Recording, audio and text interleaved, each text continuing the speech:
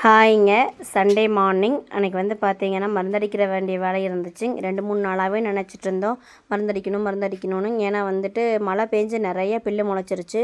கொஞ்சம் விட்டோம்னா நல்லா பெருசாக வளர்ந்து பதவலாயிரும். இப்போ களை வெட்டுறக்கெல்லாம் பார்த்திங்கன்னா கூலி வந்துட்டு கொடுக்கவே முடியறதில்லைங்க. அப்புறம் நம்மளுக்கு வந்து பார்த்திங்கன்னா வீட்டில் வெட்டுறதுக்கு நேரமும் கிடையாது. நம்ம அளவாக தென்னை மரத்துக்கிட்ட வெட்டிட்டு செடிகிட்ட மட்டும் க்ளீன் பண்ணிக்கிறதுங்க. மற்ற இடத்துல எல்லாமே மருந்து தான் அடிச்சு விட்டுக்கிறதுங்க. ஸோ வந்து காலையிலே பால் கறந்துட்டு போனதையுமே ஹஸ்பண்ட் வந்து மாட்டையெல்லாம் கொண்டு போய் மேயருக்கு விட்டுட்டு வந்துட்டாருங்க. நான் வந்து மருந்தெல்லாம் எடுத்து ரெடி பண்ணி வச்சுட்டேன். ஹஸ்பண்ட் வந்ததையும் அடிக்க ஆரம்பிச்சிட்டேங்க. ஒரு 4-5 டேங்க் ஆச்சுங்க. எல்லாம் அடிச்சு விட்டுட்டு செடிக்கிட்ட வந்து பார்த்திங்கன்னா சாக்கு போட்டு மூடி விட்டுட்டு அதுக்கப்புறம் அடிச்சுட்டு அப்புறம் எடுத்து விட்டுட்டேங்க. அந்த வேலையை முடிச்சுட்டு வந்ததையுமே நைட்டே பார்த்திங்கன்னா இட்லிக்கு வந்து ஊற வச்சுருந்தேங்க.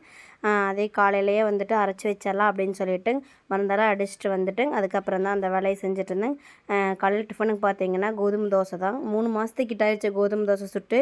ஸோ மாவு இல்லைன்னு சொல்லிட்டு கோதுமை மாவை கலக்கி தோசை சுட்டுட்டேங்க. நைட்டே வந்து சப்பாத்தி குருமா வச்சுருந்தேங்க. வெஜிடபிள் குருமா சூப்பராக இருந்துச்சு.